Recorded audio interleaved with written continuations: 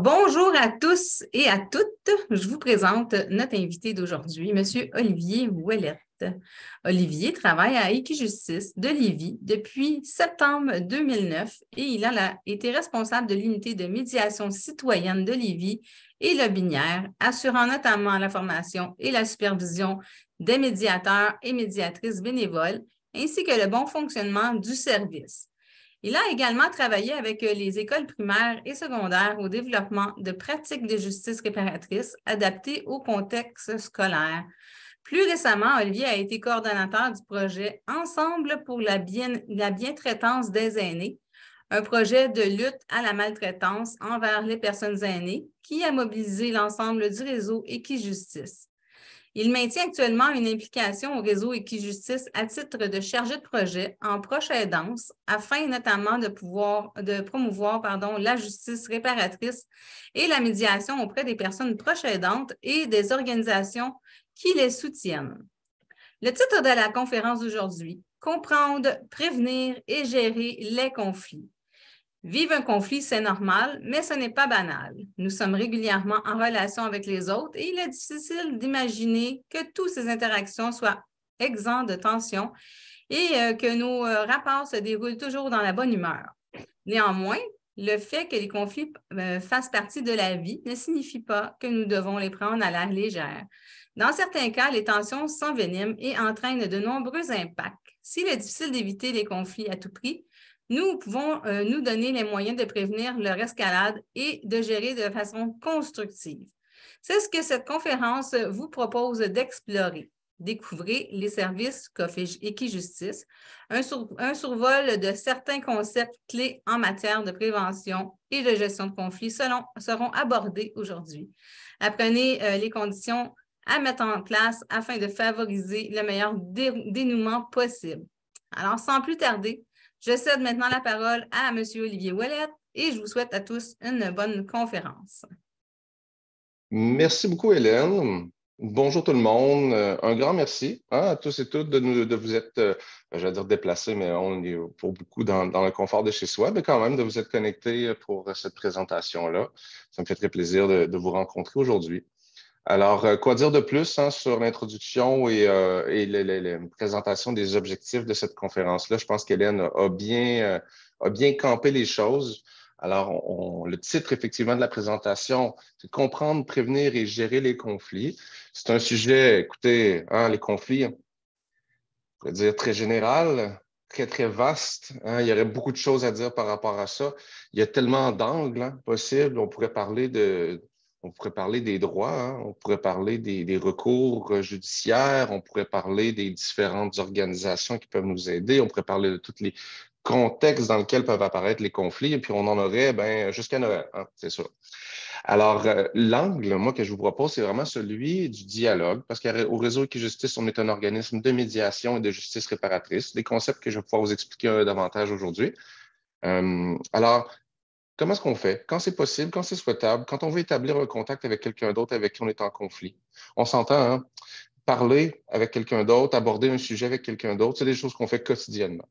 Par contre, c'est délicat, quand il y a des enjeux, quand on n'est pas certain que la communication avec l'autre va bien se passer, c'est peut-être là des fois qu'il faut prendre un temps d'arrêt, se poser des questions sur comment je fais les choses.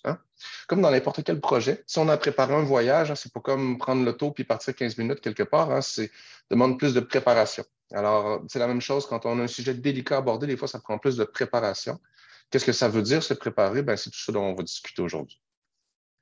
L'ordre du jour que je vous propose, un petit tour d'horizon de ce que c'est Équijustice.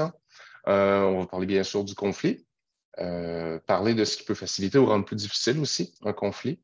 La question du temps d'arrêt, la question de se préparer, on va en parler aussi. Comment est-ce qu'on fait pour choisir le bon moyen?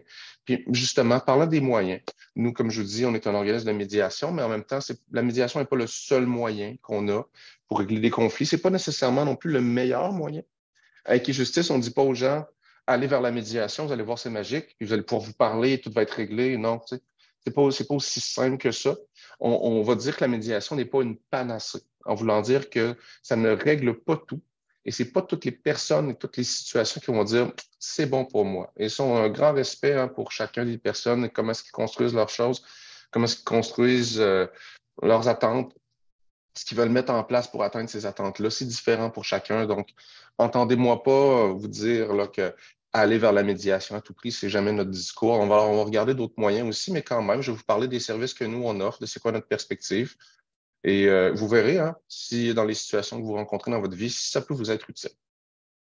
Alors, bon, j'allais vous demander si ça vous convient, mais comme vos micros sont fermés, on va présumer que oui, ça vous convient à tous. Continuons. Commençons donc par un petit tour d'horizon d'Equijustice. Qu'est-ce que c'est? Je vous présenterai donc deux grands volets. Vous avez peut-être vu sur la bannière derrière moi, hein, on est un réseau de justice réparatrice et de médiation citoyenne. Alors, c'est quoi ces deux concepts-là?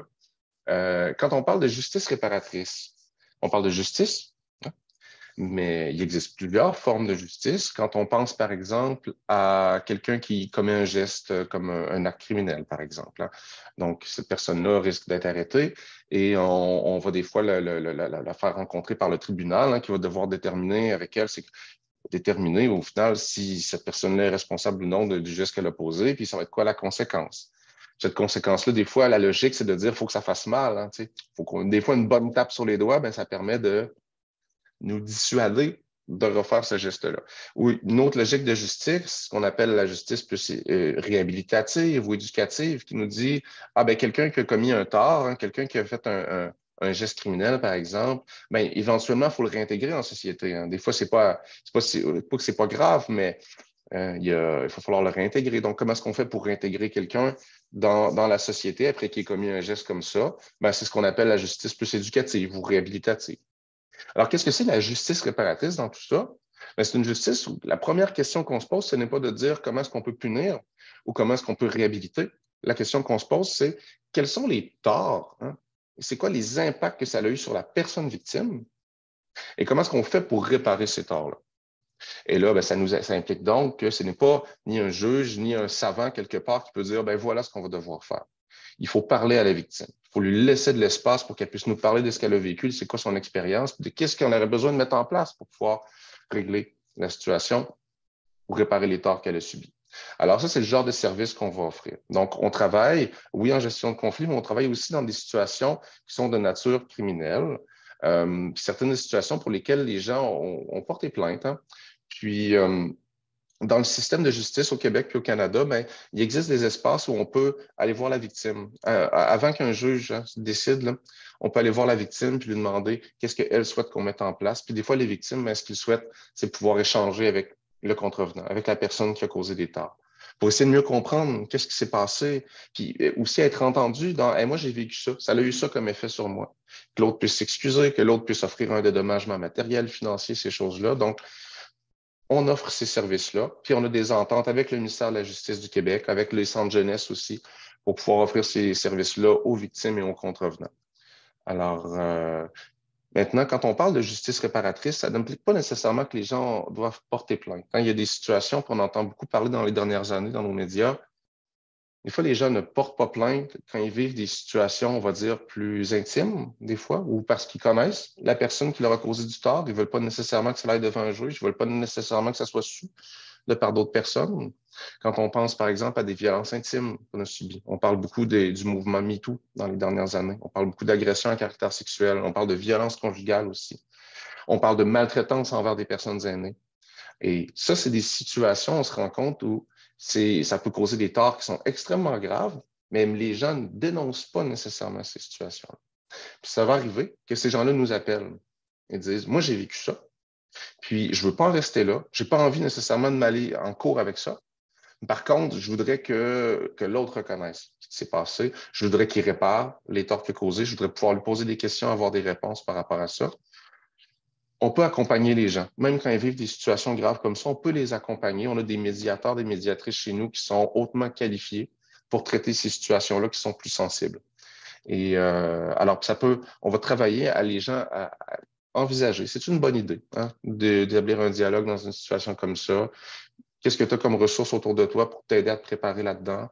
Comment est-ce qu'on peut s'assurer que ça soit sécuritaire pour tout le monde, que ce soit constructif? Ben, c'est ça notre métier, mesdames et messieurs. C'est ce qu'on fait avec Justice, c'est d'aider les gens à se projeter dans un dialogue qui risque d'être délicat, les accompagner à se préparer à ce que ça se passe le mieux possible, même quand la situation a des impacts importants pour les personnes. Alors, focus sur la réparation des torts. On considère bien sûr les deux personnes dans la situation, ou plus s'il y en a plus, mais la personne victime, bien sûr, on part de ses besoins, de ses attentes, mais toute personne concernée, bien sûr, va participer à ça. Maintenant, parlons de médiation citoyenne un peu, dans une logique plus de gestion de conflit. Si la justice réparatrice, ça fait référence à des torts vraiment qui ont été causés, mais ce n'est pas nécessairement quelque chose qu'on retrouve dans un conflit. Il n'y a pas nécessairement quelqu'un qui a causé les torts à l'autre. Il n'y a pas nécessairement un contrevenant, une victime. Des fois, c'est deux personnes qui sont en conflit. Bon, on s'entend. Quelqu'un qui vit un conflit, quand on en rencontre, ça se peut que cette personne-là se considère victime des gestes de l'autre. Ne soit pas victime officiellement, au sens de la justice, au sens de la loi, mais les gens peuvent se considérer victimes. Puis bien sûr qu'on va respecter leur perception des choses là-dedans. Mais on va parler principalement de conflits.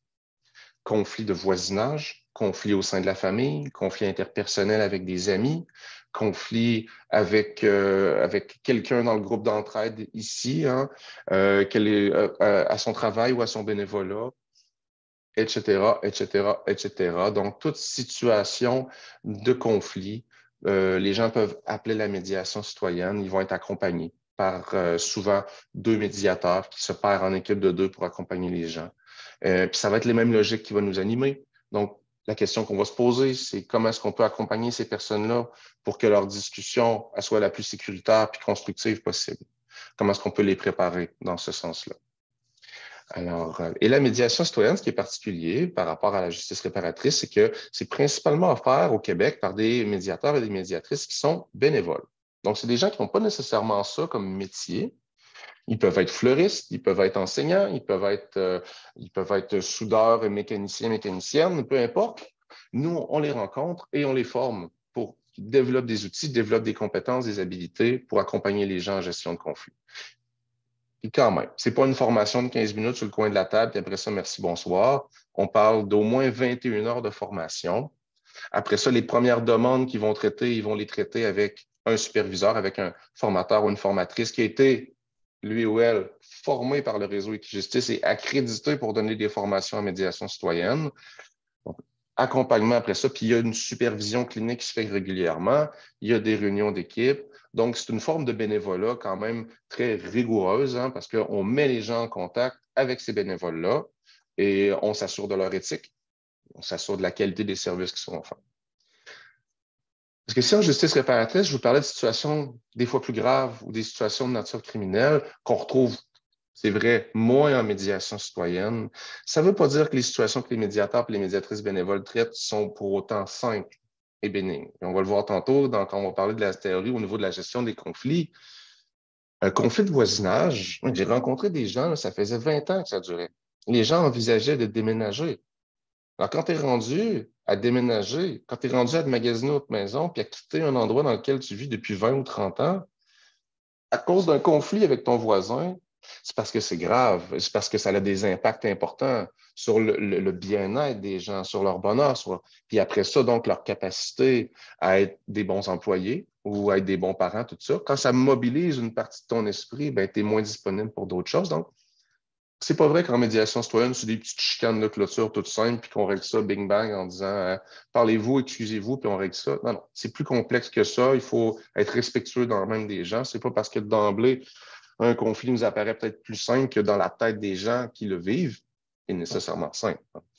Alors, à travers tous ces services-là, peu importe la situation rencontrée, peu importe le contexte, il y a des choses qu'on retrouve. Hein. L'objectif, c'est que ce soit un mode de justice qui se veut équitable, qui soit accessible à tous. On veut impliquer les gens qui sont concernés dans la gestion des conflits, bien sûr dans le respect des droits et des différences de chacun. Il y a certains principes qui nous animent. L'idée de l'accueil, hein, qu'une personne ait été celle qui ait causé des torts, qu'elle les ait subis, qu'elle soit une personne en conflit, qu'on soit d'accord ou pas avec ses valeurs, qu'on soit d'accord ou pas avec comment est-ce qu'elle construit son conflit, avec ses attentes, avec ses opinions. On n'est pas là pour ça. On est là pour offrir un espace de communication le plus sain possible. Et ça implique accueil, non-jugement, bienveillance en tout temps. Peu importe ce que tu as fait dans ta vie, moi, comme médiateur, mon travail, c'est de t'accompagner à avoir la meilleure communication possible et que tu te sentes respecté dans tout ça. Alors, on comprend que la communication a aussi un principe très important. Et la collaboration. Ben oui, parce qu'on travaille avec des victimes, puis on travaille avec des gens qui peuvent avoir des problèmes de nature physique. On travaille avec des gens qui peuvent avoir des problèmes de nature psychologique. On travaille avec des gens qui sont immigrants, des gens qui sont endettés ou qui peuvent avoir des problèmes de santé mentale aussi, ou qui peuvent, hein, on comprend, des gens qui vivent toutes sortes de difficultés pour lesquelles il existe des organisations qui sont spécialisées, qui peuvent aider ces gens-là. Donc, l'idée de la collaboration, c'est de se dire qu'on ne travaille jamais seul. Et ça, je trouve ça important de le dire. Parce que vous allez m'entendre des fois dire des exemples, puis vous allez peut-être vous dire, Colin, ils font de la médiation dans des situations des fois un peu touchées, puis c'est vrai, mais on ne le fait jamais seul. On ne le fait jamais seul, on s'assure. Oui, généralement, on s'assure que les gens soient soutenus quand on y travaille avec nous. Hein, parce que faire une démarche de médiation, s'impliquer dans ce contexte-là, ça peut demander de l'énergie, ça peut être confrontant.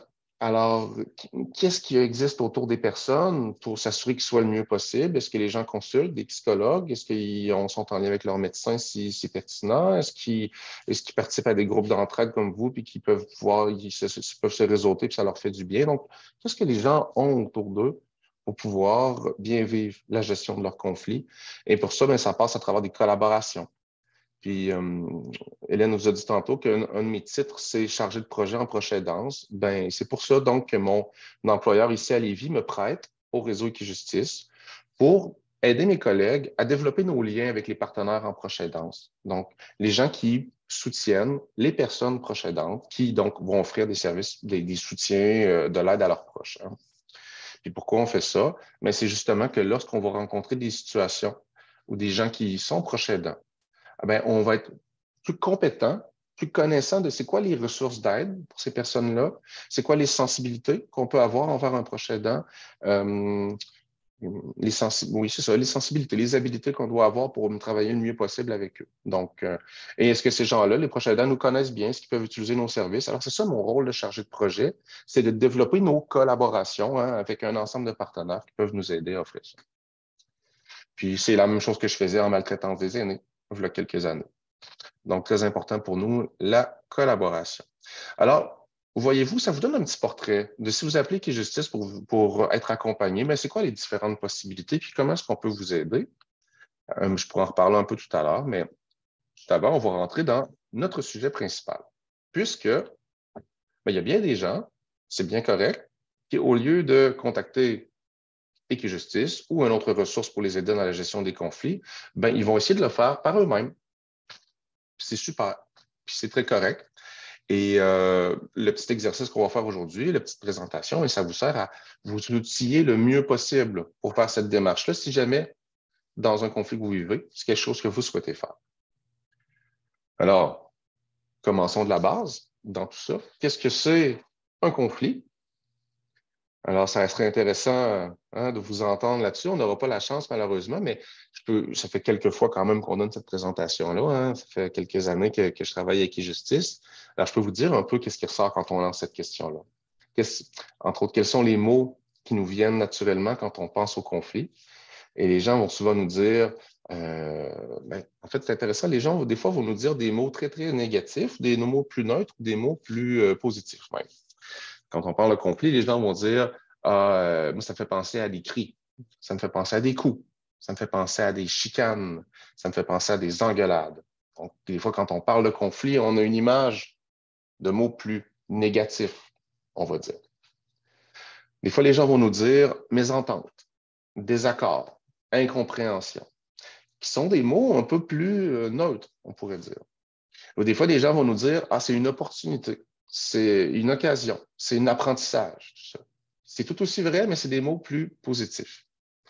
Alors, qu'est-ce qui est vrai, qu'est-ce qui est faux là-dedans? Ben, ni un ni l'autre, en fait, c'est toutes des choses qui sont également vraies. C'est des façons qu'on peut avoir de concevoir qu'est-ce que ça l'amène, un conflit, qu'est-ce que ça peut amener. Si on s'attarde à une définition, ben, considérant ça, on veut cette définition-là la plus générale possible. Puis on va appeler ça, nous, une opposition d'intérêt, d'opinion, de valeur entre deux ou plusieurs personnes. Simple de même. Alors, dans cette définition-là, on s'entend, sans dire qu'on est constamment en conflit, c'est quelque chose qui arrive extrêmement souvent. Si ça n'existe pas, Ça veut dire qu'on est toujours tout le monde d'accord sur tout. Non seulement ça me semble un peu irréaliste, mais à la limite, ça me semble un peu plate aussi. Hein? Si on n'avancerait pas, il n'y aurait pas grand-chose. Pour eux, on serait encore à s'éclairer à la chandelle s'il n'y avait pas de possibilité d'être en conflit. Parce que c'est quand même ça qui nous fait bouger, qui nous challenge, qui nous fait questionner les choses et qui nous fait avancer. Quand même, des fois, ça se passe mieux que d'autres fois. Hein? C'est ce qu'on va voir plus tard. Comment est-ce qu'on peut en tirer le maximum, quelque chose de plus constructif possible. Et à partir de ça, on va dire donc qu'un conflit, c'est normal, mais c'est loin d'être banal, justement parce que ça peut entraîner des impacts, ça peut s'envenimer. C'est pas à prendre à la légère, comme on vous disait en introduction, mais c'est quand même intéressant de le voir pas seulement comme quelque chose de négatif. D'ailleurs, quand on regardait, j'ai pas retrouvé l'image de ça, mais il existe un signe chinois, hein, un mot chinois pour parler du conflit. Puis quand on regarde le signe, il peut être interprété comme deux façons différentes, comme danger et opportunité. Donc, on utilisait des fois l'image du signe chinois et ces deux significations pour justement expliquer un peu cette idée-là. C'est-à-dire qu'effectivement, il peut y avoir des opportunités de mieux se comprendre, de changer une situation qui ne convient pas à tous, mais en même temps, il y a des risques parce que c'est confrontant, puis parce que des fois, ben, ça vient nous chercher dans nos valeurs profondes, ça peut amener des impacts, bien sûr. Alors voilà pour ça. Maintenant, on comprend que l'idée de dire un conflit, c'est normal, donc ce que ça peut vouloir dire, c'est si jamais ça m'arrive, hein, on ne va pas capoter avec ça. On va essayer de le gérer.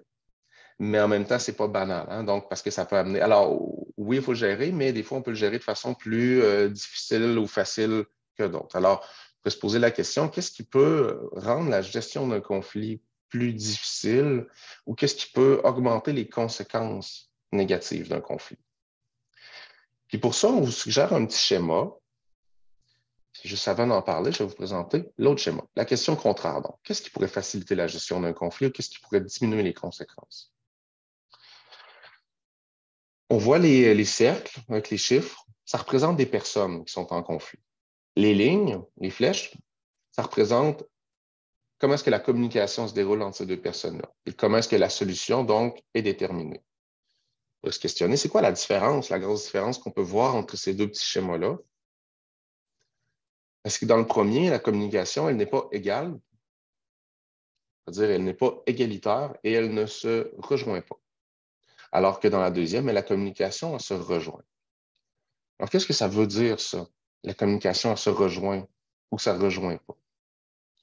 Ce que ça peut vouloir dire, c'est qu'il y a des façons de dire les choses, il y a des choix des mots, il y a le moment où on décide de gérer des conflits, le contexte, qu'est-ce qu'il y a autour, qu'est-ce qu'on est disponible, ou on n'est pas en mesure on n'est pas en mesure de bien comprendre, de bien s'entendre et de faire passer nos messages, que nos messages soient bien reçus et qu'on soit bien capable de recevoir les messages de l'autre côté. Alors que dans le deuxième schéma, bien justement, ils se sont donnés, on ne sait pas quoi exactement, mais un bon moment, on imagine. Ils se sont assez calmés pour dire on va être capable de passer les messages de façon égalitaire, de façon constructive, pour qu'ils soient reçus par l'autre et que la communication, donc, se rejoigne entre les deux, contrairement au premier schéma. C'est un exemple qu'on pourrait donner à ça. C'est de dire, si je dis à quelqu'un, écoute, ce que tu as dit l'autre fois, je sais que tu étais pas mal intentionné, mais ça m'a dérangé un peu. Puis je t'explique pourquoi. Hein. Parce que quelqu'un m'a déjà dit ça dans le passé. Puis il voulait dire ça, puis ça m'a dérangé. T'sais. Alors peut-être que c'est pas ça que tu voulais dire, mais je veux quand même t'en parler que ça m'a dérangé. Là, on ne sait pas de quoi je parle nécessairement, mais on n'a pas entendu d'attaque, n'est-ce pas? Hein? C'est quelque chose, à la limite, qui peut froisser l'autre. Ça ne veut pas dire que le message va être facile à entendre de l'autre personne. Mais je me donne quand même des chances. Hein? J'essaie de donner des explications, j'essaie d'être respectueux, je prends le temps, j'ai un ton de voix calme. Donc, sans que ce soit à 100% garant de comment l'autre va réagir, sans que ça garantisse une bonne réaction de l'autre, je me mets dans les meilleures dispositions possibles pour que mon message soit le mieux entendu possible. Alors là, on est plus dans le deuxième schéma. Si j'utilisais une approche plus dans le premier schéma, je pourrais dire, écoute, ce que tu m'as dit l'autre fois, ça n'a juste pas de classe. Moi, j'accepterai pas ça. Alors, au final, le contexte est le même. Mon intention était peut-être la même, mais dans comment ça va être entendu, je suis en train de quand même dire que l'autre pourrait ne pas avoir de classe, hein, ce qui est quand même une insulte. Est-ce que je suis légitime de me sentir comme je me sens? Tout à fait. Ça ne change rien au fait que je peux être légitime, d'être en colère, d'être déçu, d'être froissé, tout ça. C'est le moyen que je vais utiliser, par contre, pour le nommer, qui va faire une grande différence dans comment est-ce que les choses vont s'en suivre par la suite. On le sait déjà, hein. On le sait, ces affaires-là. Hein? Puis, bon, personne ici est né de la dernière pluie, là. Puis, on a toutes des expériences où ça s'est bien passé, ça, ou d'autres expériences où ça s'est moins bien passé. Non, c'est pas aussi simple que ça. Ça peut vouloir dire, des fois, de faire un pas vers l'autre en acceptant que l'autre ne fera pas nécessairement ce pas-là. Parce que des fois, ben, les deux attendent que ce soit l'autre qui fasse le premier pas. Et des fois, on fait un premier pas, mais l'autre nous répond mal, puis on dit, ben, c'est ça, j'aurais essayé, puis ça ne marche pas. Donc, on veut se donner le maximum de chance. Ça peut vouloir dire des fois de faire un pas vers l'autre sans nécessairement attendre qu'il fasse la même chose de notre côté. Ça peut être difficile à faire selon les situations, mais ça peut être quelque chose qu'on n'est pas prêt à faire. Puis encore là, c'est bien correct. Hein? Il faut une seule façon de gérer les choses. Quand même, on va regarder un peu plus en avant. Maintenant, qu'est-ce qu'on peut faire pour se donner les meilleures conditions possibles, autant pour que l'autre entende bien le message, hein, comme on vient d'en parler, mais aussi pour que ça soit le plus facile pour moi, le plus facile possible, d'être calme, d'être posé et d'utiliser des mots qui se veulent constructifs. Alors, on comprend que si une situation vient juste d'arriver, si je suis furieux contre l'autre personne, c'est peut-être pas le meilleur moment pour aborder les choses. C'est peut-être là que je risque de m'échapper un peu et de dire quelque chose qui dépasse ma pensée. Ou quelque chose que je pense, mais que j'aurais peut-être pas dû dire comme ça, à haute voix. Hein? Alors, il y a une question de temps. De à quel moment est-ce que je vais décider d'aborder une situation avec l'autre personne? De choisir donc le bon moment, mais en même temps, il y a ça qui existe, c'est vrai, il faut choisir le bon moment. Puis des fois, ça peut vouloir dire de s'arrêter un peu, de prendre un peu de recul avant d'en discuter avec l'autre. Ça, c'est vrai. Ce qui est vrai aussi, puis qui vient un petit peu en opposition, c'est de dire, il ne faut pas non plus laisser aller, laisser traîner les choses. Bon, ça arrive des fois qu'il arrive un accrochage avec quelqu'un, puis on en reste là, puis on n'en reparle pas, puis on va juste l'oublier et passer à d'autres choses. Hein. On n'a pas toujours besoin de dialoguer pour tout. N'empêche, des fois, quand la situation elle continue, il y a des choses qui se répètent, ben, des fois, on peut passer d'un simple malaise à des choses qui vont commencer à accrocher. Là, maintenant, si on continue d'y penser, naturellement, on va commencer à se faire des scénarios, puis on va se faire une perception de pourquoi est-ce que l'autre agit comme ça. Et là, on commence tranquillement, pas vite, à faire un mur entre nous et l'autre parce que je pars dans ma tête à moi. Et je me demande, sans aller vérifier mes perceptions, ben, je vais développer les miennes de mon côté, puis il va se créer une certaine incompréhension. L'autre peut peut-être évoluer aussi de son côté de cette même façon-là, mais peut-être même pas. Peut-être que l'autre personne n'est même pas consciente de ce qu'elle fait, puis de l'impact que ça a sur vous. Alors, vous allez éventuellement lui lancer une pointe, puis de son point de vue à elle, ben, ça va être vous qui capotez ou ça va être vous qui l'avez attaqué une première fois parce qu'elle n'aura pas nécessairement compris par les étapes par lesquelles vous êtes passé. Parce que vous avez laissé les choses, puis le conflit s'envenime un peu, puis on est en train, en bon français, de se crinquer ou de s'alimenter plutôt, hein, envers l'autre personne.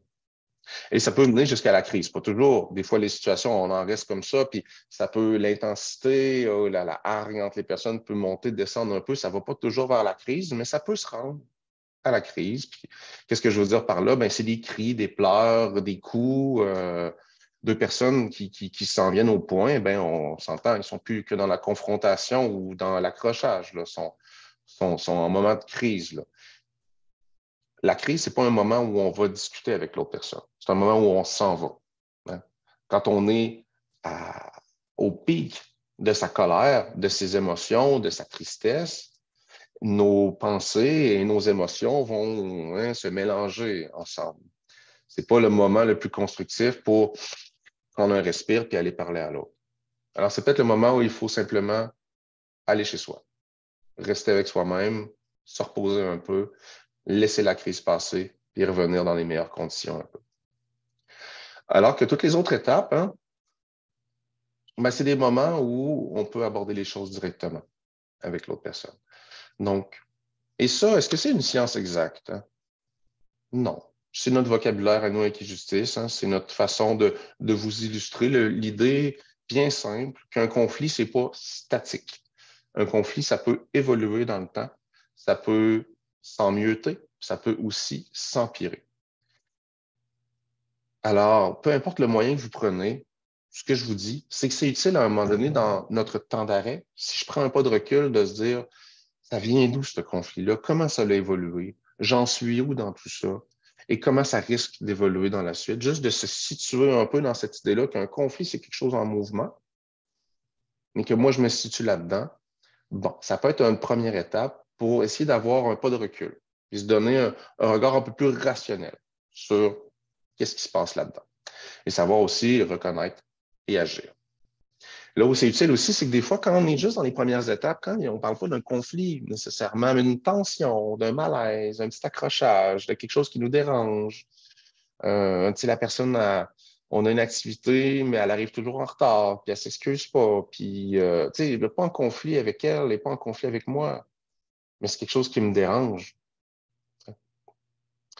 Ce n'est pas un conflit jusqu'au moment où, à force d'être dérangé, à force que ça nous agace, ce comportement-là, ben, à un moment donné, cette personne-là dans le groupe, elle pose une question, elle fait un commentaire, puis sur le coup de la colère, on dit, ben, comme si on avait quelque chose à faire, hein, tu sais. Si tu veux faire des commentaires, donner ton avis, il faudrait peut-être que tu commences à arriver à l'heure.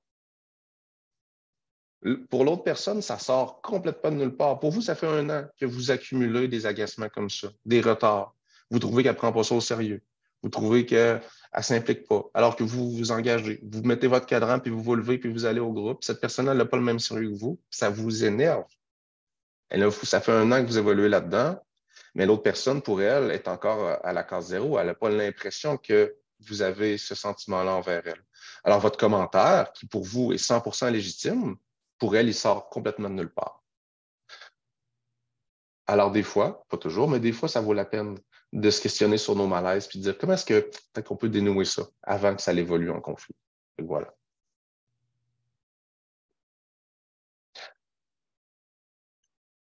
Donc, ça, c'était pas la première condition gagnante, se situer dans l'évolution. Une deuxième condition gagnante, donc, faire une différence entre ces faits, entre les faits, puis les perceptions qu'on peut avoir. Encore là, ça peut être difficile. Tout ça dépend de nos valeurs, mais ces 2 choses-là existent. Là, je vous présente une petite mise en situation qui fait référence à l'exemple que je viens de vous donner. Je vais l'aller. Pardon. Marie s'est inscrite à l'atelier d'aujourd'hui, mais elle s'est présentée 15 minutes en retard. Elle a peu de respect pour les animateurs. Elle ne s'est même pas excusée de son retard à son arrivée. Depuis, elle bâille régulièrement et elle regarde à plusieurs reprises son cellulaire pendant la présentation. Elle n'est pas réellement intéressée et motivée par l'atelier. Elle s'y est seulement inscrite pour bien paraître auprès des autres participants du groupe. Alors ça, perception ou fait, il y a un peu des deux dans tout ça, n'est-ce pas? Alors, si on reprenait ça en détail, Marie s'est inscrite à l'atelier aujourd'hui. C'est une perception ou un fait, ben, ça c'est très, très vérifiable. On peut le voir. On pourrait à la limite consulter la liste des participants puis voir son nom. Donc, elle s'est inscrite. Elle s'est présentée 15 minutes en retard. C'est une façon de vérifier ça. Il y a une horloge. L'aiguille était sur le 3. Donc, 15 minutes plus tard, elle est arrivée. Donc, oui, c'est vérifiable. Jusqu'à maintenant, on a des faits. Elle a peu de respect pour les animateurs. Qu'est-ce qui, dans la situation, nous dit ça? Rien du tout. Alors, on est dans un exemple d'une perception. Elle a peu de respect. Donc, elle associe le retard au manque de respect, selon ses valeurs, selon comment est-ce qu'elle voit la chose. Elle ne s'est même pas excusée de son retard à son arrivée. Bon. Ça, elle pouvait l'entendre ou pas. Elle ne l'a pas entendu. C'est un fait. De plus, elle baille régulièrement. Elle peut le voir. C'est un fait aussi. Elle regarde à plusieurs reprises son cellulaire pendant la présentation. Ça aussi, c'est vérifiable. Elle n'est pas vraiment intéressée et motivée par l'atelier. C'est vrai? C'est pas vrai? On est plus dans une perception ici. Pas vérifiable nécessairement, à moins d'être dans sa tête. Elle s'y est seulement inscrite pour bien paraître auprès des autres participants du groupe. Même chose ici. On est dans la perception aussi. Alors,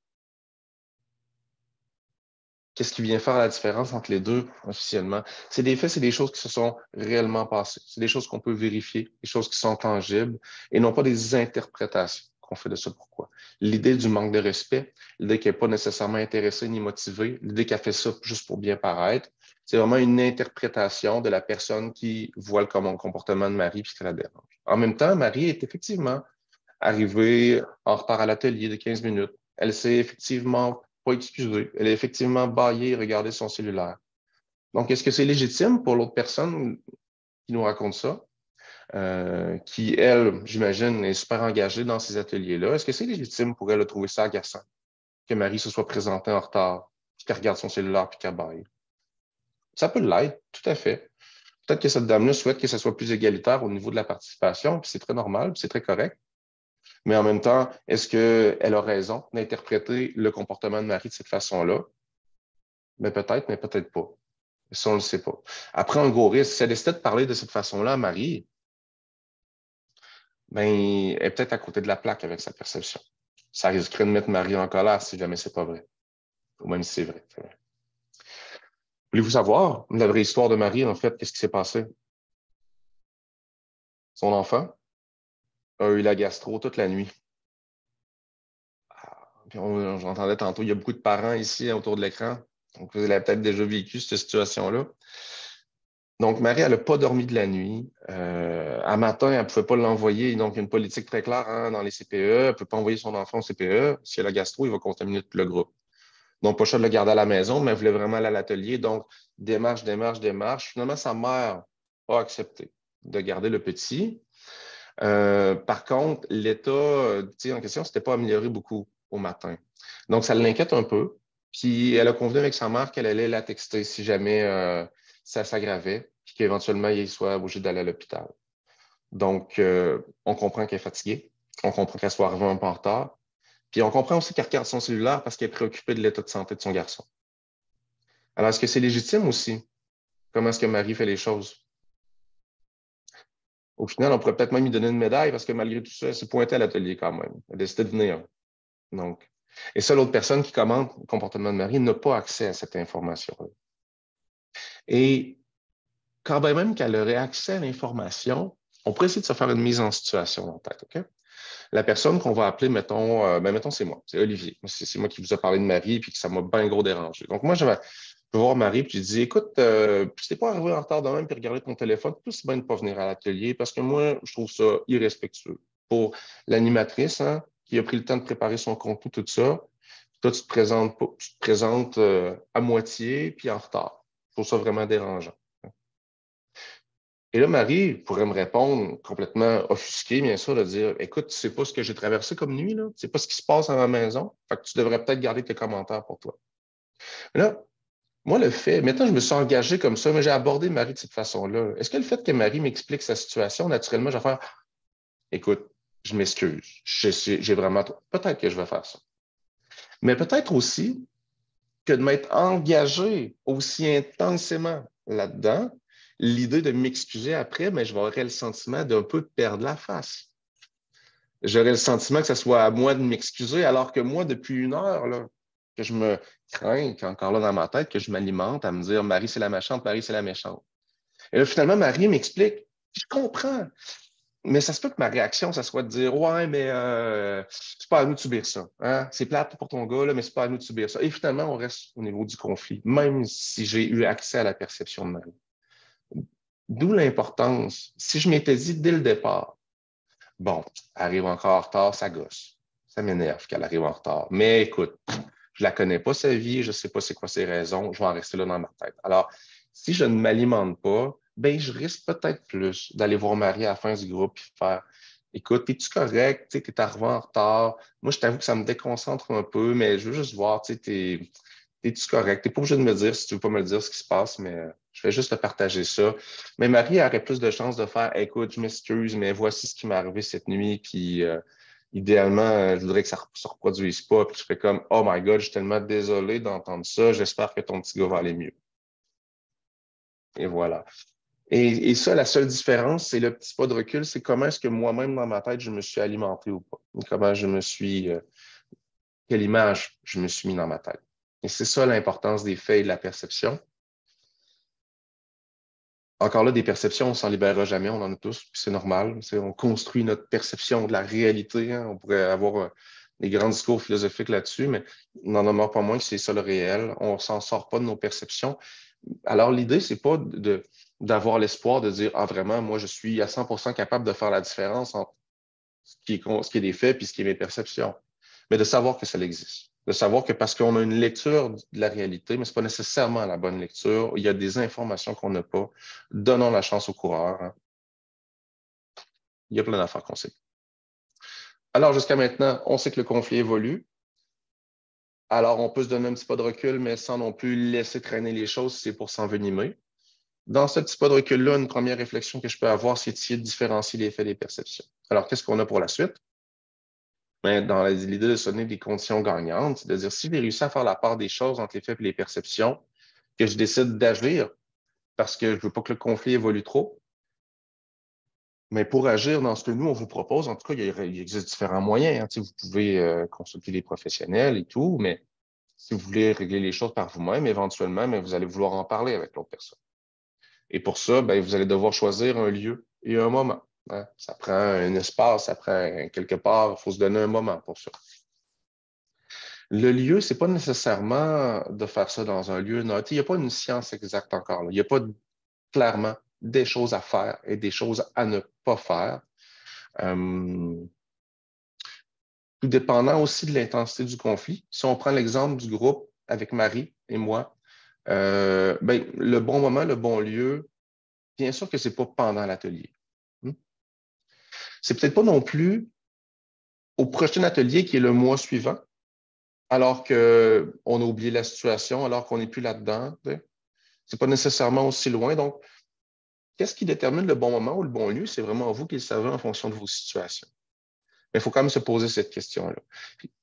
Qu'est-ce qui peut être des bonnes pratiques, si on veut, au niveau du choix du lieu?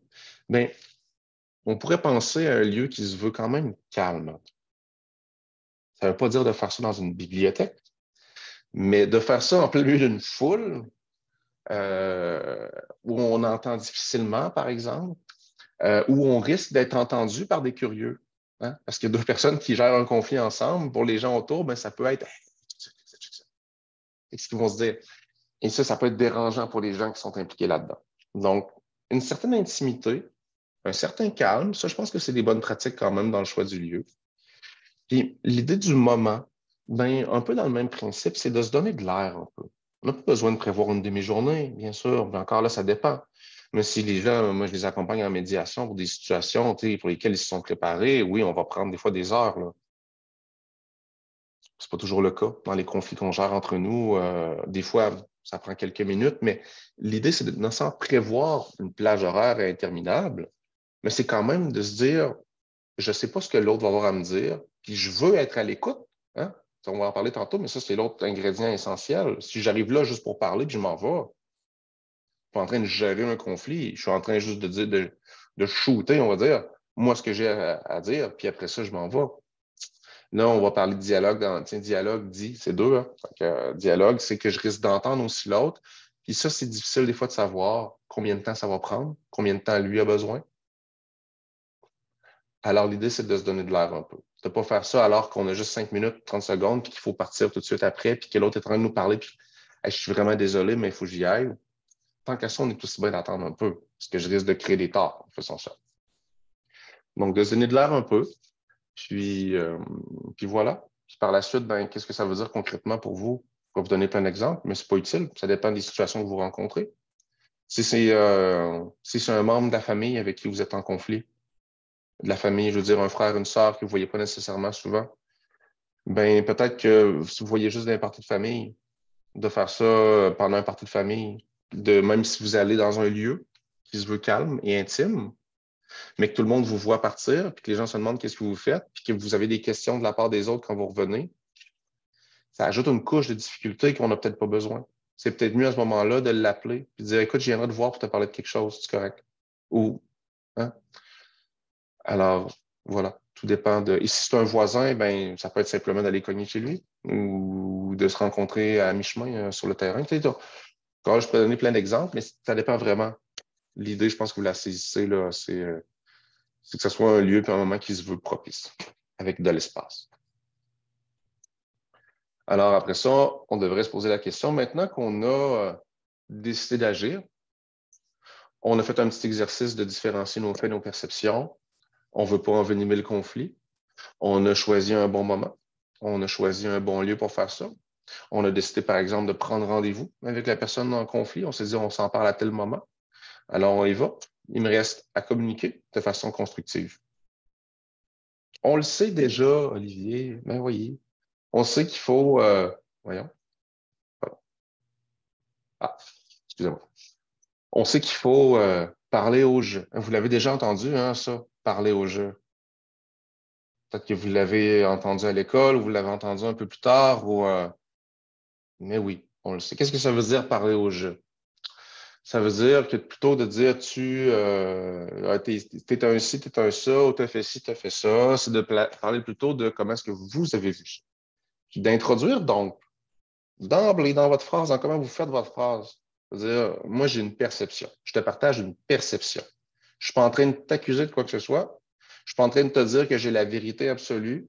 Je ne suis pas en train de t'imposer ma vision des choses.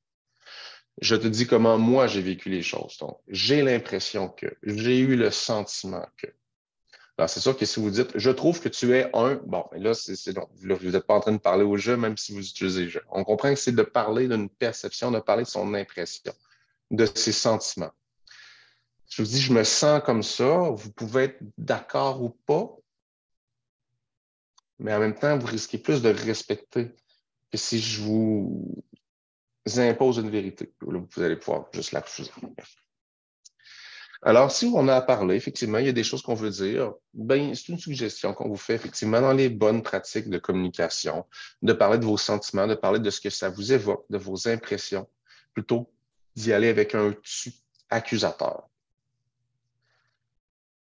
Ce qui, on s'entend, est plus difficile à faire sur le coup de la colère. Hein? On a tous vu des situations, puis moi, je dis des fois, là, les gens me demandent si c'est parce que je suis médiateur, ça fait que j'ai pas de conflit en général dans la vie, mais c'est c'est pas vrai. Là. Je suis pas quelqu'un de particulièrement colérique, je suis pas quelqu'un qui aime le conflit. Là, j'aime ça avoir des bons rapports avec les gens, mais j'ai une famille, je suis impliqué dans des projets, j'ai des amis, on ne s'entend pas toujours, puis et oui, je vois une différence. Il y a des fois où on va être plus calme, plus posé. On est capable de dire les choses de façon plus constructive. Puis il y a des fois que non, même comme médiateur, on n'est pas toujours constructif parce qu'on est nous-mêmes sous l'émotion puis on réagit du tac au tac. Et donc, encore là, l'idée, je ramène ça à l'idée de des fois prendre un pas de recul, se préparer avant d'aborder ça. Alors, on s'imagine qu'on a réussi à parler au jeu. Est-ce que c'est tout? Est-ce que c'est tout de nommer, de dire ce que moi je pense? Bien sûr que non. Des fois, oui. Hein. Des fois, l'autre personne n'a pas un problème avec nous, mais nous, on a quelque chose qu'on veut aborder. Hein. Si on est au moment du malaise ou dans l'exemple que je disais tantôt, où là, il y a quelque chose qui me dérange, l'autre, on n'est pas conscient, je veux l'aborder, ben oui, peut-être que c'est juste à moi de dire quelque chose, puis l'autre, elle va me dire, est d'accord ou pas, on va en discuter. Mais généralement, de part et d'autre, il y a des choses à se dire. Hein. Puis même dans cet exemple-là, je dis, écoute, ton comportement me dérange. L'autre pourrait me répondre, je ne savais pas que ça te dérangeait. Je suis désolé. Voilà, je vais t'expliquer un peu comment, non. Pourquoi est-ce que ça arrive comme ça? Si je ne l'écoute pas, ça m'énoue. Hein? Je risque d'aggraver même les choses. Si je peux bien parler au jeu, je peux bien être super respectueux dans la façon de dire les choses, mais si je ne suis pas capable d'entendre, d'écouter ce que l'autre va me dire, ben, ça ira pas nécessairement plus loin. Donc, ça va là. Et donc, il y a cette idée-là de laisser de la place à l'autre. Et ça, c'est vraiment, je trouve, un truc qui est important. Puis un truc qui explique des fois pourquoi est-ce que dans nos façons d'aborder les choses, ça ne se passe pas bien. C'est parce que c'est normal, tu sais, de dire quelque chose, s'affirmer devant quelqu'un, que ce soit quelqu'un qu'on connaît ou quelqu'un qu'on ne connaît pas, de le faire sérieusement, positivement, c'est des fois, c'est difficile. Ça peut être confrontant, ça peut être gênant de dire à l'autre comment est-ce qu'on se sent. Ça rend ça un peu malaisant, ça rend ça un peu intense. Alors, des fois, on va être très, très concentré sur ce que nous, on veut dire, sur c'est quoi nos attentes, puis on va y aller comme ça. L'autre en a, par contre. Hein. L'autre en a des attentes, peut-être. L'autre a des perceptions aussi.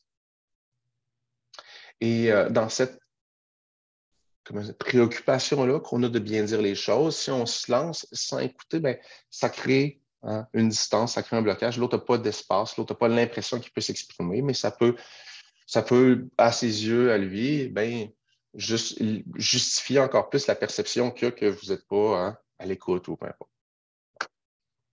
Alors, une façon de donner de l'espace à l'autre, ben, c'est de lui poser des questions. Hein. J'aimerais ça savoir comment toi tu vois ça. C'est important pour moi de comprendre comment toi tu vois les choses. Qu'est-ce que tu penses de ce que je te dis? Mais en posant une question comme ça, vous êtes carrément en train de dire, je veux t'entendre, toi aussi, sur ce que tu as à dire par rapport à ce qu'on se dit. Et vous lui ouvrez une porte qui risque d'être appréciée. Après ça, est-ce que vous allez apprécier ce qu'elle va vous dire? Ça, c'est une autre histoire, on ne le sait pas encore, mais vous ouvrez quand même cette porte-là et vous donnez de meilleures chances. Ensuite de ça, vérifier mes perceptions, ne pas les présenter comme des faits, mais on rejoint un peu l'idée de parler au jeu. Écoute, c'était là que je veux juste valider. Hein, il y a quelque chose qui me dérange dans comment ça se passe. Je veux juste valider. Bon, encore là, ça donne de l'ouverture un peu. Respecter les tours de parole. Hein. Effectivement, que des fois, dans le feu de l'action, on peut s'embarquer un peu sur la tête sans le vouloir. Encore là, ça nous ramène au point 3, le bon moment puis le bon lieu. Ça a moins de chances d'arriver si vous avez de l'air un peu. Si vous êtes donné un lieu calme, si vous êtes donné assez de temps, vous allez être moins dans la presse et peut-être plus disposé à laisser l'autre parler. Bon, c'est sûr que quelqu'un qui fait 5 minutes, qui parle, qui n'aime pas vous laisser de la place, il y a peut-être un moment où je veux dire, mais comment est-ce qu'on coupe l'autre dans ces logiques-là, dans ces principes-là que je vous présente depuis tantôt? Mais si on a coupé la parole de l'autre, ben, on va le faire avec doigté. Ça veut dire, écoute, je m'excuse, je t'arrête. Parce que là, ça fait un petit bout que tu parles, il y a des affaires que tu as dit tantôt, puis je voudrais répondre à ça. On peut-tu juste faire comme, j'aimerais aussi dire quelque chose par rapport à ça? Essayer de se donner de l'air, de se donner de l'espace, de structurer le discours entre les deux. C'est ce qu'on fait comme médiateur. Nous, si jamais ça arrive une situation comme ça, ben, on va aider à départager. On va aider à structurer la discussion un peu, mais ça, on peut le faire soi-même aussi. Bien sûr, prendre le temps d'écouter l'autre, demeurer calme et respectueux, etc., etc., etc., parce que ça ne se veut pas une liste complète, ça ne se veut pas une liste exhaustive des moyens. Vous avez aussi vos propres personnalités, peut-être vos propres particularités dans comment vous souhaitez ou vous abordez les choses comme ça, qui a peut-être eu des résultats fantastiques. Alors, ne prétendons pas que ça fait le tour de la question nécessairement. Il y a peut-être d'autres choses, mais ça me semble quand même une petite liste assez intéressante de trucs, astuces, bonnes pratiques pour que ce bout-là de communiquer se passe le mieux possible. Une fois que c'est fait, qu'est-ce que ça nous laisse? Des fois, tu as un conflit. Nous, on essaie de s'éloigner de l'expression régler un conflit. Parce que des fois, un conflit, ça ne se règle. Il n'y a pas toujours une solution. Il n'y a pas toujours une entente à prendre. Des fois, c'est juste de s'expliquer. Ah, voilà pourquoi j'ai fait ça. Ah, je comprends mieux. Merci. T'sais. Je te trouve moins irrespectueux d'avoir fait ça maintenant que je comprends. Puis ça vient régler le truc, puis on n'a même pas besoin de se serrer la main ou d'aller plus loin. Ça vient de finir. Donc, on ne parle pas nécessairement de régler un conflit, on va parler de le gérer. Parce que même si on s'est juste expliqué puis on en a discuté, ben, il y a quand même une gestion du conflit qui a été faite. Donc, la suite dépend vraiment de la nature de la situation, puis de la nature de vos attentes, de ce que vous avez voulu faire de cette situation. Voilà. Donc, on revient à un élément très important. Toute cette séquence-là, là, ça fait des minutes et des minutes que j'en parle. Mais des fois, pour des situations, ça se fait comme ça. Là. On a vu quelque chose arriver, ça nous a dérangé. Je me suis dit dans ma tête, bon, là, je vais me calmer, là, je ne sais pas tout de sa vie, puis je ne sais pas exactement ce qui l'a amené à agir comme ça. Je vais aller y en parler après. Excuse-moi, Marie, excuse-moi, as-tu 2 minutes?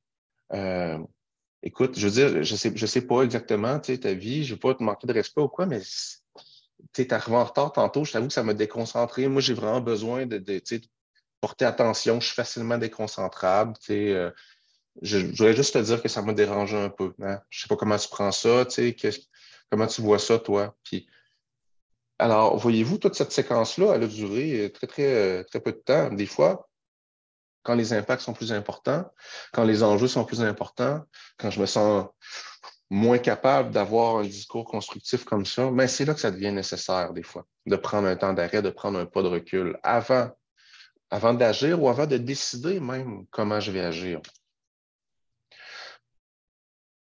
Parce qu'on peut décider de ne pas agir. Des fois, on peut décider d'éviter un conflit, de le mettre en dessous du tapis. Hein? C'est bien correct des fois. Ça dépend de plein d'affaires, en fait.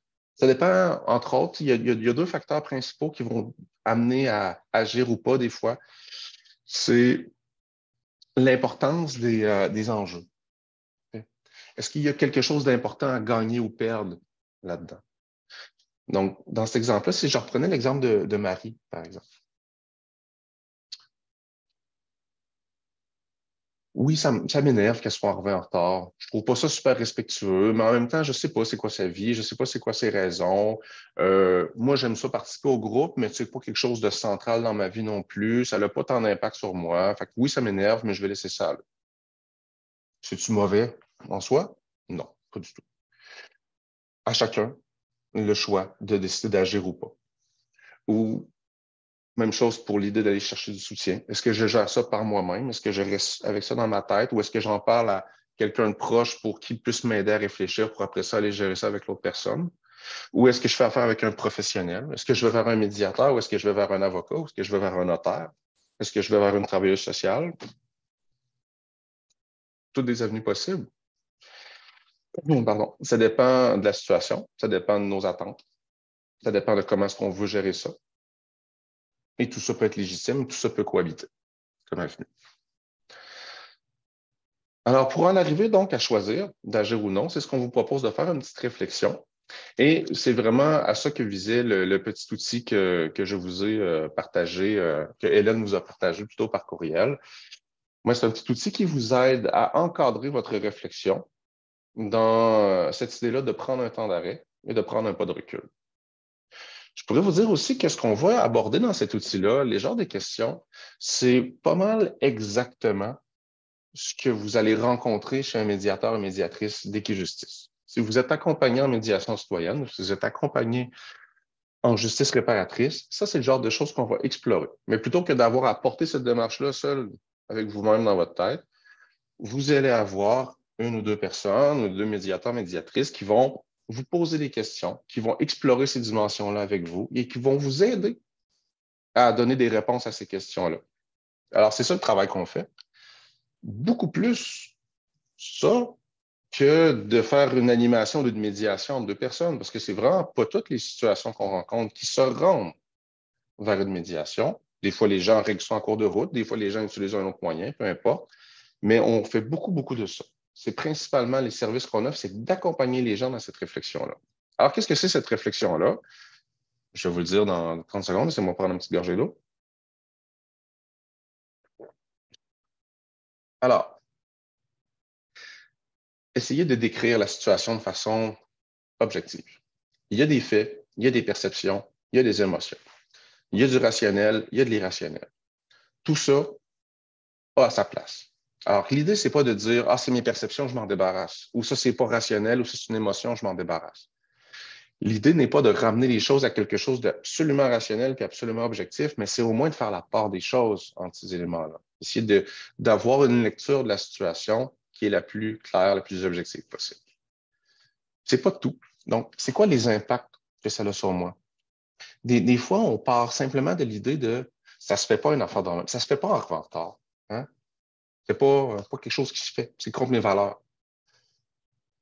OK, mais au-delà de ça, c'est quoi l'impact que ça a? Parce que tantôt, si je veux en parler avec l'autre personne, j'ai bien plus de chances de chercher, d'aller trouver une compréhension de sa part, d'aller chercher une adhésion de sa part, si elle comprend l'impact que ça a sur moi, personnellement, au-delà de juste un principe des valeurs qu'on ne partage pas nécessairement. Donc, de porter un regard sur c'est quoi pour moi l'effet, l'impact, les torts causés, les émotions que j'ai vécues là-dedans. Ensuite de ça, la relation avec l'autre. C'est quoi son importance? Ça, c'est l'autre dimension sur mon petit bug, c'est parce que je vous avais parlé de deux facteurs pour déterminer si on agit ou non. Ben voilà. Ça, c'est le premier facteur, c'est l'importance de l'enjeu, comme je vous ai déjà dit. Mais l'autre facteur, c'est ça. C'est l'importance de la relation de moi avec l'autre. Ce que ça veut dire, c'est Marie Hein? Je la vois une fois par mois, pour 1 heure, arrive en retard. Tu sais, c'est vraiment important d'avoir une super relation avec Marie? Peut-être, mais peut-être pas non plus. Et ça va jouer sur l'importance que je trouve de régler ou non le conflit, de gérer ou non le conflit avec Marie. Si ça arrive avec un frère ou une sœur, si ça arrive avec mon conjoint ou ma conjointe, si ça arrive avec un collègue de travail, un employé, avec quelqu'un que je sais que je vais devoir maintenir une relation. Cette relation-là, idéalement, je la veux la plus cordiale possible. Oh, là, ça veut peut-être dire que s'il y a un conflit avec cette personne-là, avec qui la relation est importante, les enjeux sont importants, j'ai peur que la situation s'envenime et nuise à ma bonne relation, là, ça devient peut-être plus important d'agir. Et non seulement d'agir, mais je ne vais pas agir en envoyant une mise en demeure, là. Je ne vais pas agir en y envoyant un mot, mais tu sais, un mot qu'on enroule autour d'une roche puis qu'on l'emmené dans la fenêtre de quelqu'un. Non. Je ne vais pas utiliser ce genre de moyens-là. Je vais essayer d'utiliser des moyens les plus positifs et constructifs possibles. Et ça, je l'ai décidé parce que, oui, les enjeux étaient importants, mais la relation aussi avec l'autre était importante pour moi.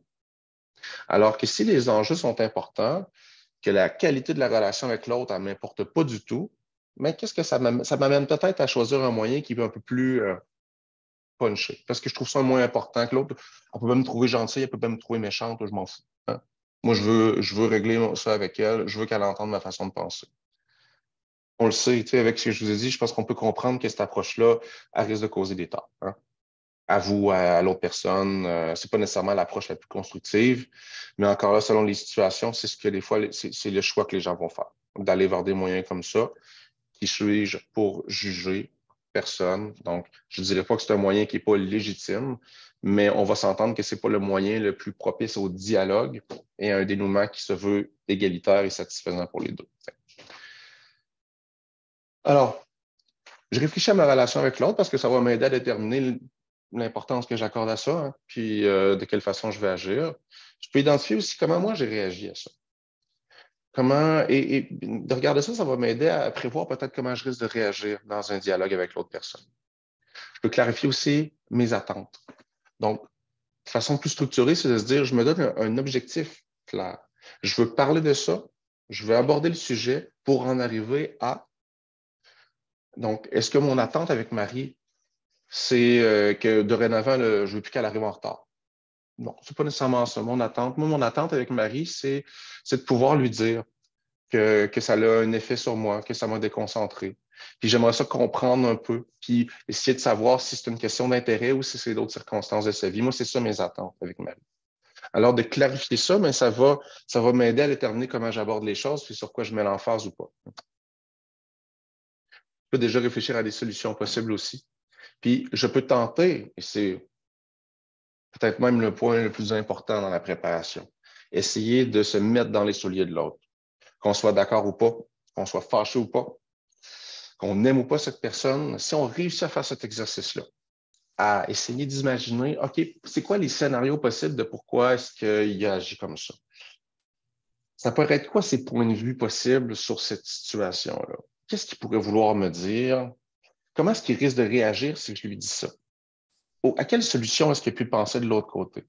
Mais juste de se poser ces questions-là, puis de se préparer avec ça en tête, fait en sorte que après ça, je suis devant l'autre, puis naturellement, je vais être beaucoup plus ouvert à entendre les possibilités.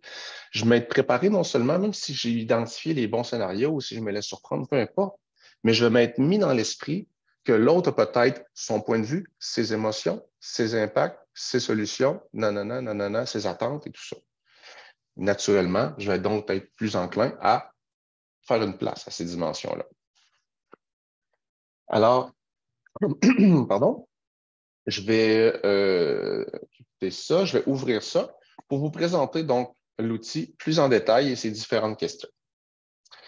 Donc, un petit rappel ici des éléments qu'on a abordés plus tôt. Et on passe après ça aux questions. Regardez un peu plus près. Qu'est-ce qu'on regarde d'abord? On va regarder soi-même. Hein? C'est plus facile à ce niveau-là de voir un peu comment moi je vois les choses. Quel est le conflit pour moi? Donc, encore là, les faits, les perceptions, faire la différence entre les deux. on reprend la question des impacts. C'est quoi mes émotions, mes réactions, mais aussi mon niveau de santé, mes énergies que j'ai à consacrer là-dedans. Ça peut jouer aussi sur les impacts et comment je vis la situation.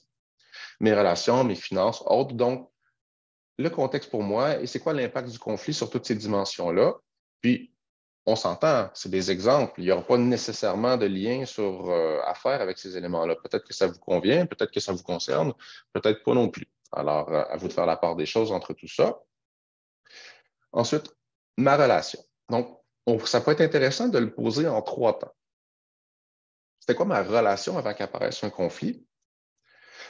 Maintenant que je suis en conflit avec cette personne-là, c'est quoi ma relation avec elle dans le moment? Et qu'est-ce que je veux pour l'avenir? Et donc, c'est quoi l'importance de maintenir une bonne relation ou de retrouver une bonne relation avec cette personne-là? C'est-tu essentiel? C'est-tu très important? Ou c'est une donnée qui est négligeable? Ensuite, donc, quelles sont mes attentes? Alors, pour que le conflit, à mes yeux, à moi, soit considéré comme réglé, qu'est-ce que j'attends? Je voudrais qu'est-ce que j'aimerais dire à l'autre? Qu'est-ce que j'aimerais qu'il comprenne? Comment est-ce que je peux lui dire? Et envisager un peu ses réactions par rapport à ça. Et c'est là ensuite, sur cette base-là, qu'on va regarder de l'autre côté de la clôture. Qu'est-ce que je sais de l'autre? Quelle est sa vision que l'autre pourrait avoir du conflit? C'est quoi les faits pour cette personne-là? Est-ce qu'elle comprend de la même façon que vous? Quelles sont ses perceptions? Encore là. Donc, c'est un peu les mêmes questions qu'on retrouve. Les impacts, les émotions et tout ça, mais de l'autre côté, est-ce que cette personne-là voudrait vouloir maintenir une relation de la même façon que vous voulez maintenir une relation ou non avec elle? Et qu'est-ce qui pourrait faire que l'autre considère le conflit comme étant réglé? Alors, est-ce qu'on fait ça en 15 minutes? Est-ce qu'on fait ça en 5 minutes? Est-ce qu'on fait ça devant la télévision? Non, si on veut faire cet exercice-là plus sérieusement, bien sûr qu'on va s'appliquer. C'est le genre de choses qu'on peut faire un peu, qu'on peut avancer, on peut laisser de côté. On peut y retourner, on peut se laisser réfléchir là-dedans, on peut se laisser évoluer, se laisser avancer. C'est vraiment un outil qui vous appartient et vous l'utilisez de la façon dont vous voulez. Mais ça me semble être une bonne façon quand même de l'utiliser, de se laisser bouger, de se laisser évoluer là-dedans, puis de le prendre par petites bouchées. Pardon. Une fois que vous avez complété ces différentes informations-là, c'est là que vous passez à la dernière section, qui est de choisir d'agir ou non et de décider du moyen si jamais vous voulez agir. Ici, on peut identifier 3 grandes catégories d'actions. Soit vous d'en parler directement à l'autre, donc un petit rappel de ce qu'on a discuté déjà ici, puis un petit rappel aussi de comment est-ce qu'on peut faire ça. Inviter l'autre à l'échange, utiliser le jeu, parler d'un ton calme, posé, prendre bien le temps d'expliquer à l'autre comment est-ce qu'on vit ça, c'est quoi nos attentes pour la suite, pouvoir donner de la place à l'autre, savoir écouter, savoir faire préciser si on ne comprend pas quelque chose, essayer de se voir chercher une solution qui va être la plus satisfaisante pour les deux, si possible. Alors, encore là, c'est un petit rappel des bonnes pratiques qu'on vous avait parlé tantôt, on ne les répétera pas dans le détail. Toujours dans l'option A, sans dire que c'est la meilleure, mais la première option qu'on regarde, qui est se parler. Si faire cet exercice-là ou l'idée d'aborder directement l'autre, ça me préoccupe, j'ai envie d'aller chercher des conseils ou j'ai besoin d'être soutenu là-dedans.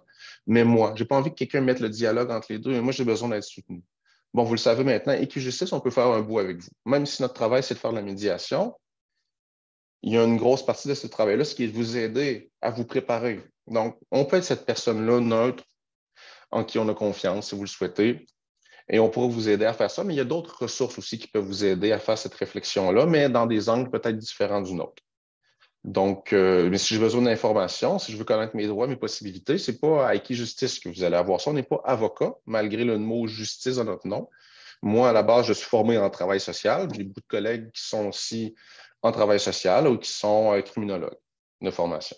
On est formé par la suite en médiation par nos super médiateurs très chevronnés, mais on n'a pas de formation en droit pour autant. Parce que la médiation, ben, il s'en fait dans les écoles, puis il s'en fait dans les cours de justice, puis ça fait avec justice, puis c'est des professions très différentes qui peuvent pratiquer la médiation. Et des fois, je souhaite juste ventiler aussi. Je souhaite juste pouvoir en parler à quelqu'un qui va m'entendre, qui va prendre soin de moi sans nécessairement le projeter dans la gestion du conflit comme tel. C'est bien correct aussi. Donc, on peut en parler à un proche, mais on peut aussi contacter une ressource, un professionnel. Puis ici, je vous en suggère quelques-unes. Donc, les centres de justice de proximité. c'est des ressources d'information juridique. Il y a des avocats et des notaires qui peuvent vous donner de l'information sur vos droits, sur les lois, les différents recours, etc. Et c'est gratuit. Bien sûr, comme n'importe quoi dans la vie, il y a des listes d'attente. Hein. Vous, généralement, en tout cas celui à Québec, vous appelez, vous allez laisser un message, vous allez avoir un retour d'appel dans des délais d'une semaine, 2 semaines, 3 semaines, des fois. Ça dépend de l'achalandage, mais c'est sûr que dans urgence, ça ne fonctionne pas. Ça peut prendre un peu de temps. Mais vous allez avoir des gens qui vont vous donner quand même une bonne lecture juridique de ce que vous pouvez faire avec votre situation.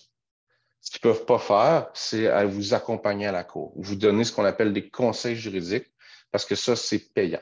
Donc, pour ça, il faut aller voir un avocat au privé et selon son tarif, ben, vous allez avoir un service. Ce que ça change d'un avocat, là, vous contactez le numéro du barreau, ils vont vous référer à un avocat qui est soit spécialisé dans ce que vous faites, qui est dans ce que vous vivez ou qui est plus près de chez vous. Mais l'avocat, il peut bien sûr vous dire dans votre situation précise, voilà la stratégie, voilà ce qui a été mieux de faire, voilà vers quoi ça devrait aller. Et non seulement ça, il peut même aller faire les démarches en votre nom, il peut même aller parler en cours pour vous, il peut vous représenter. Donc, c'est sûr qu'un avocat, ça coûte cher. C'est pas tout le monde qui a les moyens de se payer ça. Mais des fois, pour certaines situations, mais les gens vont vers ça, puis c'est bien correct aussi. L'accompagnement va être très rigoureux. Mais bon, le centre de justice de proximité, pour y revenir, c'est de l'information quand même très, très complète puis gratuite. Vous pouvez aussi, si vous êtes habitué de consulter de l'information sur Internet, vous pouvez visiter le site Internet Éducalois, qui est éducalois.com. Je vais juste faire une petite... éducalois.qc.ca. Je ne l'ai pas noté dans le tableau, mais vous pouvez le noter aussi. C'est une super ressource. Vous pouvez faire une recherche par mots-clés. Puis avoir accès à plein d'articles super clairs, très bien vulgarisés sur vos droits, vos responsabilités, les recours, qu'est-ce qui existe. éducalois.qc.ca. Ensuite, bon, ben, le juridique, c'est pas tout dans la vie. Il y a beaucoup de choses juridiques, mais des fois, c'est pas à ce niveau-là. Info sociale pour parler à un intervenant social, pour parler à une travailleuse sociale, pour te référer vers un psychologue au public, pour obtenir du soutien psychosocial au Québec, c'est le numéro 811, option 2 pour Info sociale. Option 1, vous le savez, c'est Info santé. Vous allez pouvoir avoir accès aux services des centres de santé et services sociaux ou des centres universitaires, les CIS ou les CIUS, en fait.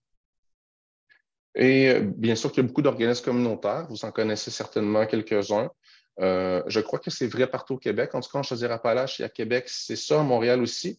Le numéro 211 qu'on peut aller consulter sur Internet, mais qu'on peut consulter aussi par téléphone. Encore là, recherche par mots-clés.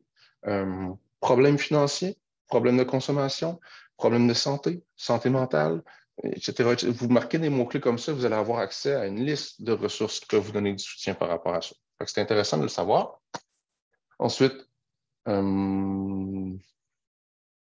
ensuite de ça, bon, la médiation maintenant. Se faire accompagner en médiation.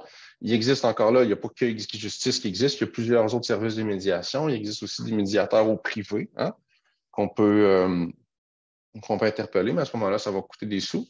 Alors qu'à Justice, bien sûr, nos services sont gratuits. Puis j'espère que je vous ai convaincu jusqu'ici qu'ils sont néanmoins très professionnels. Mais alors, ça fait partie des options, bien sûr. Nous, on vous invite à vous contacter. Puis c'est principalement, c'est de vous inviter à interpeller Justice, bien sûr, puisque je travaille là et que c'est de cette ressource-là sur lesquelles je peux me prononcer. Je ne connais pas nécessairement l'accompagnement offert par d'autres médiateurs de d'autres organisations. Alors, même quand je me questionne que je souhaite ou non aller en médiation, que je souhaite ou non utiliser le dialogue, mais je me dis, je vais au moins l'évaluer, je vais au moins aller me poser la question de savoir si ce serait une bonne idée. Mais alors, toute la réflexion qu'on voit en haut, là, on va vous aider à approfondir ça, puis on va vous aider à identifier si c'est une bonne idée d'agir ou non via le dialogue. Ou si j'ai besoin, mais d'emblée de faciliter la communication, effectivement, que la médiation peut être une option intéressante. Donc, on vous invite d'emblée à contacter un service de médiation citoyenne. Donc, on invite d'emblée les gens à utiliser cette porte-là, qui est la médiation citoyenne, parce qu'après ça, nous, c'est sûr que toutes les situations qu'on reçoit, il y a au moins un intervenant salarié. C'est pas qu'il y ait des bénévoles. Il y a un intervenant salarié, employé d'Équijustice, qui va voir passer cette situation-là et qui va déterminer si les enjeux sont-ils particulièrement délicats ou on confie ça à des médiateurs bénévoles. Donc, il y a un certain dispatch, si vous me permettez l'expression, qui se fait. Et en fonction des enjeux, en fonction de la gravité de la situation, de votre situation, on va référer à des médiateurs, des médiatrices qui sont qualifiés pour faire ça. Donc, ça, c'est une garantie qu'on peut vous offrir, que vous contactiez directement Equijustice ou la médiation citoyenne.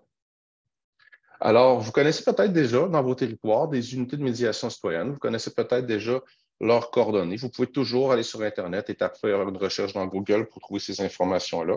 Mais vous pouvez aussi appeler au téléphone, au numéro de téléphone d'Equijustice centrale, qui est le 514-522-2554 ou sans frais, ou écrire par courriel à info-Equijustice, ou via notre site Internet où vous allez trouver donc la liste des Equijustices qui sont répartis au Québec.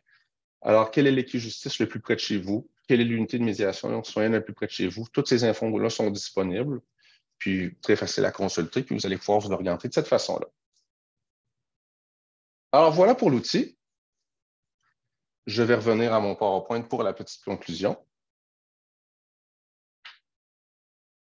Donc, je vais activer ça.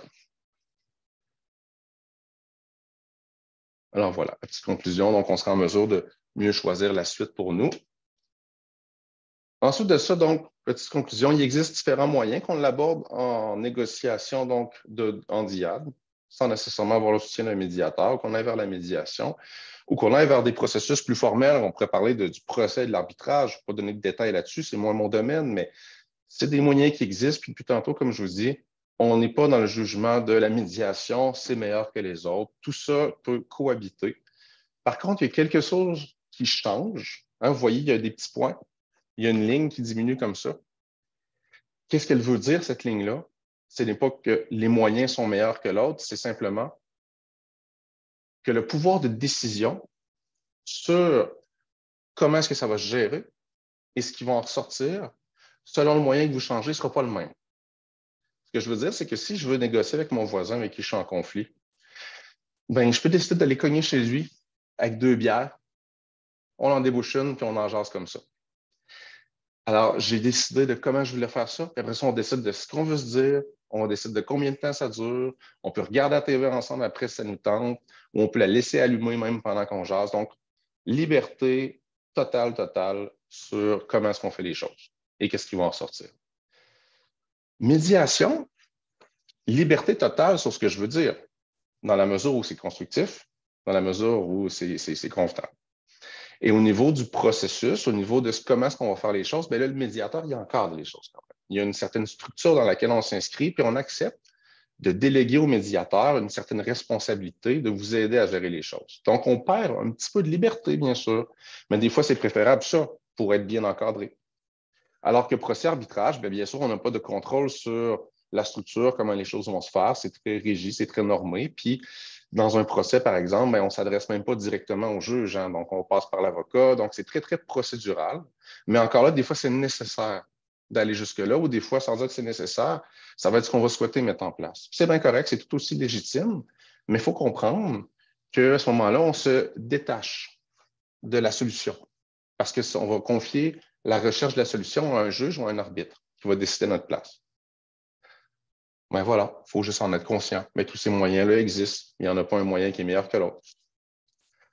Alors, voilà pour la petite présentation. Puis encore là, c'est des choses que vous pouvez faire par vous-même. Les gens, on leur reconnaît beaucoup de compétences et il y a plein d'exemples dans nos vies qu'on peut utiliser pour se dire que oui, à des moments, on est capable d'être calme, d'être capable d'être constructif et d'aborder les choses positivement. N'empêche que c'est toujours possible d'être accompagné, d'être soutenu pour ça. Puis vous savez maintenant qu'Equijustice fait partie de ces ressources-là qui peuvent vous accueillir, vous écouter et vous accompagner dans les situations de conflit que vous rencontrez. Alors, je vous remercie beaucoup pour votre attention et on va passer à la période de questions maintenant.